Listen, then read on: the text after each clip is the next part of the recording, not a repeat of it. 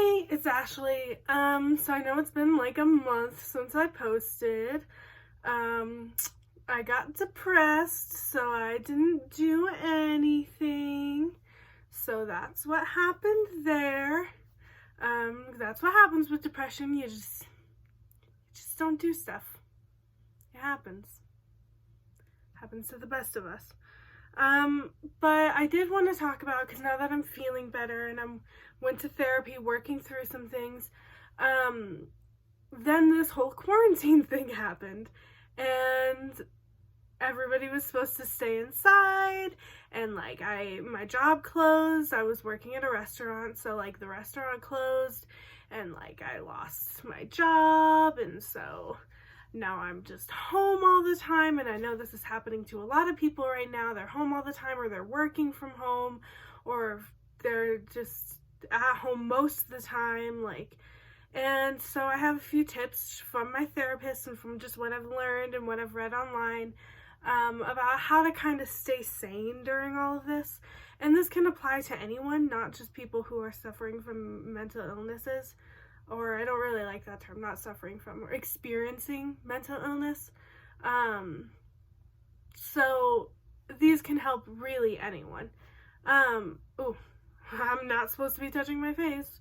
It's like rule 2, like I'm already messing up on that.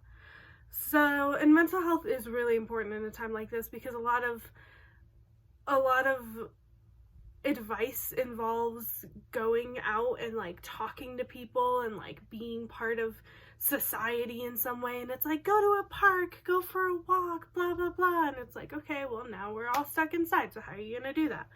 And so it gets really easy to get depressed and self-isolating, and especially to get anxious during this time, because you're getting all this news about all these terrible things happening, and it's just overwhelming.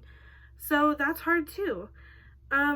So this is what works for me, and it might not work for everyone, but my therapist said that a good way to start off is to wake up at a set time every day. Try to wake up at the same time every day. And if that's 9 a.m. or 5 p.m., like whatever, wake up at the same time every day. Preferably in the morning, but if you can't do it, 5 p.m. is fine. The second thing is to get dressed every day, which I know is hard because you're home, so you want to be in your comfy clothes and you want to be in, your pajamas, but like really it is actually helpful, because it makes me feel like I'm getting ready for the day, like I'm getting into productive mode, like the day has started. So getting dressed every day really does help. It's hard some days because you're like, I just don't want to do it, but like it can be helpful. And also it can be helpful because you can wear things that normally you wouldn't wear, like the stuff in the back of your closet that you're like, oh, I'm a little insecure wearing that, or like that's a little weird, I don't know what to pair it with, like stuff like that you can wear because you're home alone. Like, who's there to judge you? Like today I'm wearing a crop top. I don't normally wear crop tops. I'm sort of a bigger person, so I don't really like crop tops that much, but I've been wearing them like every day because like I can wear crop tops now. Who's gonna judge me? No one. And then the other thing is to make a set schedule every day and try to follow that schedule. So like, and you gotta be realistic about it. Like, for example, here's my schedule right here. And so the first one is to wake up and get dressed. The second one is to watch TV for 2 hours, because when I first wake up, that's what I want to do. I want to watch TV for 2 hours. I'm not gonna do stuff. You cannot make me. So my schedule says to watch TV for 2 hours. And then after that, then I go on and I like exercise, and then I come home, I read, I shower, I color for a while, I watch more TV, I clean, stuff like that. And it's important to keep up an exercise routine, even if it's just something small. Like I'm gonna do some like little, knocking over my lamp. Calm down, Ashley. Like I'm just gonna do a few like arm twirly things, these things. And like, or like I'm just gonna do 2 sit-ups, something like that. Like just do an exercise thing, get your heart pumping so that you're not just like laying around every day. just do anything. I go on walks. I'd go on brief walks around the neighborhood. I avoid people, don't worry. But I just like walking. It clears my mind. So I go on little short walks. And I do nothing else.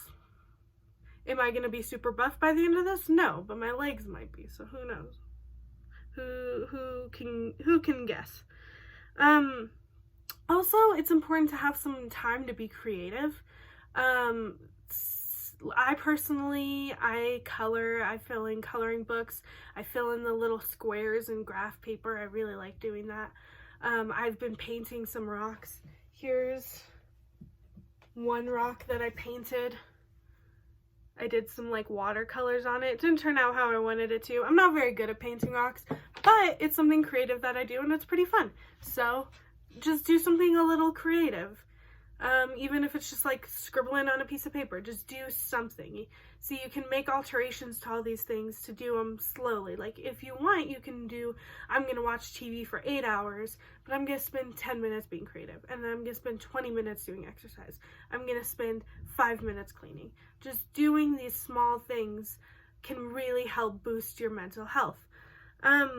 And of course, the more you do, the longer, like, you're like, I'm creative for an hour. I'm going to exercise for 30 minutes.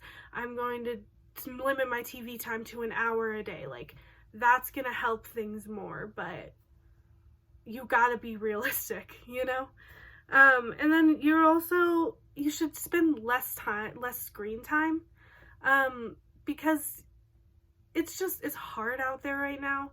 Facebook, everybody's freaking out. Tumblr, everybody's freaking out. Twitter, everybody's freaking out. So far, I've been spending a lot of time on Instagram because a lot of people on Instagram are not posting about it very much. So that's very helpful to me. Avoid news, avoid social media, or at least avoid the news you can handle. Me personally, I don't want to know the death tolls. I don't want to know how many cases there are. I don't want to know those facts and figures. But I do want to know what the policymakers are doing, and I do want to know what the government's doing, and I do want to know the advancements they're making on the scientific side of things. I want to know that stuff, good or bad. I want to know what's happening, because I like to know the plan.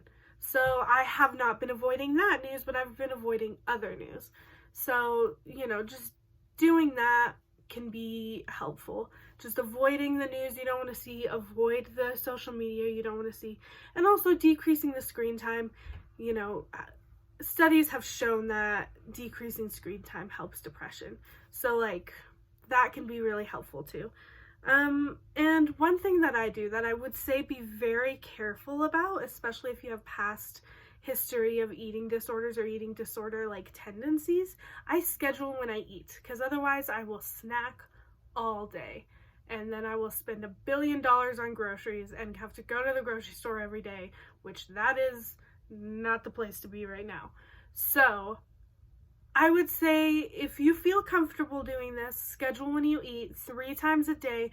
Don't limit what you're eating. Just schedule when you eat so that you know when you're supposed to be eating, and you can not just mindlessly snack. You can keep track of okay, I've eaten twice today, now it is my 3rd time. Also, it helps on the flip side of things if you're somebody like me who sometimes gets depressed and just forgets to eat. If you schedule when you eat, then you can't forget it because it's on your schedule. So that could be really helpful too. So those are just a few tips and tricks that I've done to help my mental health a lot. I also have been calling friends every day and messaging friends who I don't normally talk to, because I'm like, hey, they don't have a job right now, I don't have a job right now, let's do that. I've been calling my parents a lot, calling my sister a lot, just leaning on my support system a lot. And so if you have people in your life who you feel comfortable talking to at this point, that could be really helpful too. And just reach out. Who knows, maybe they've been wanting to message you too, and they've been too nervous to message you. So yeah, those are just some tips and tricks that might help you. I hope that this helps somebody somewhere out there, because that's the goal of this. Have a good day and stay healthy.